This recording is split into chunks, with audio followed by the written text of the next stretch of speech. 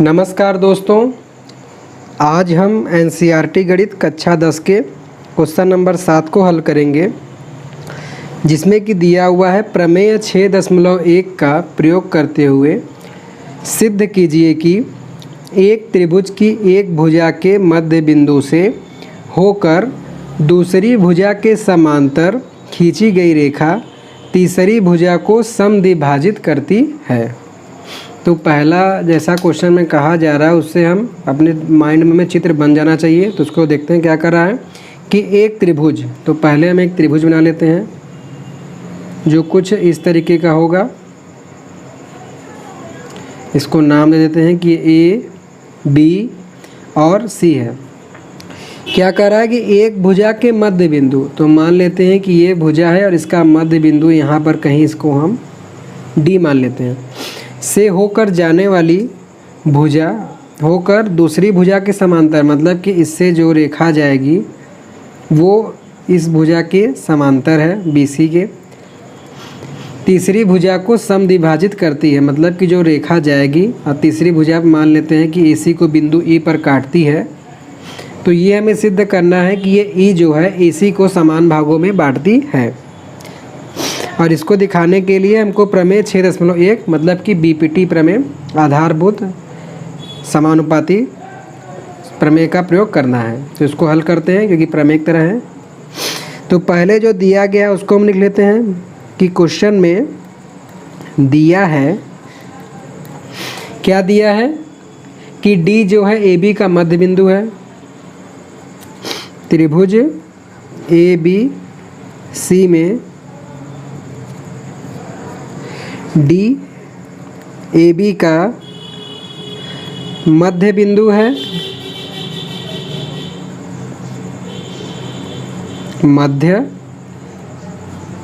बिंदु है। और दूसरा चीज़ क्या दिया हुआ है कि इससे जो होकर रेखा जा रही है DE वो दूसरी भुजा BC के समांतर है और DE समांतर है BC के। ठीक है, अब दिया है हो गया, तो हम लिखते हैं सिद्ध क्या करना है। अब लिखेंगे कि सिद्ध करना है कि बिंदु E AC का मध्य बिंदु है। मध्य बिंदु होगा तभी वो इसको समद्विभाजित करेगा, या ये भी लिख सकते हैं कि E AC को समद्विभाजित करता है। तो हम मध्य बिंदु लिखते हैं कि E AC का मध्य बिंदु है। तो अब इसको दोस्तों प्रूफ करते हैं, उपपत्ति, जिसको इंग्लिश में प्रूफ भी कहते हैं। तो इसमें हम देखते हैं त्रिभुज ABC में, तो त्रिभुज ABC में क्योंकि यहाँ पे दिया हुआ है कि D AB का मध्य बिंदु है,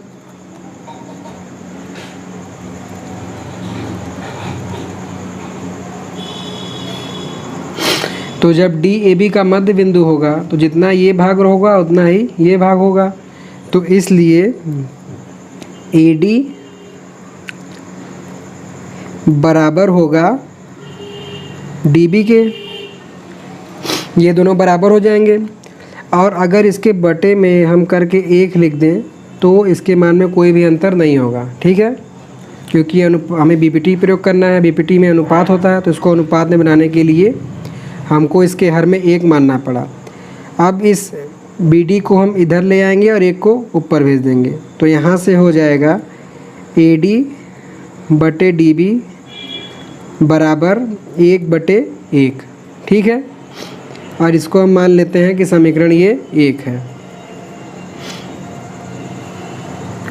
अब उसके बाद जैसा कि दिया दूसरा है कि DE जो है समांतर है BC के, तो इसको लिख दें कि चूँकि DE समांतर है BC के, तो यहाँ से ये जब रेखा जो है इसके समांतर है तो अन्य दोनों भुजाओं को जहाँ ये रेखा टच कर रही है इसका अनुपात बराबर कर देगा, मतलब कि इन दोनों का अनुपात इन दोनों के अनुपात बराबर हो जाएगा। तो हम लिख सकते हैं कि AD/DB बराबर हो जाएगा AE/EC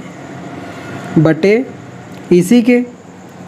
हमें 6.1 प्रमेय यूज करना है, तो हम चाहे तो लिख दें प्रमेय 6.1 द्वारा, या फिर ये भी लिख सकते हैं कि BPT द्वारा, दोनों में से कुछ भी लिख सकते हैं। और इसको हम मान लेते हैं कि ये है समीकरण 2। तो अब समीकरण 1 में आप देखेंगे कि AD/DB बराबर दिया हुआ 1/1।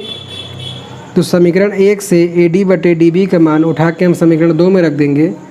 तो हम लिखेंगे कि समीकरण 1 से मान समीकरण 2 में रखने पर, तो इसके जगह हम जब रखेंगे 1/1 तो यहाँ से हम लिख सकते हैं कि AE/EC बराबर हो जाएगा 1/1। और अगर अब हम इस 1 का गुणा इधर कर दें और EC का गुणा इधर कर दें तो यहाँ से हो जाएगा EC बराबर EC, ठीक है।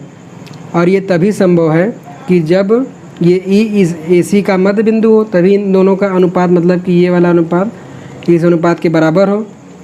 तो इस प्रकार हम लिख सकते हैं कि अतः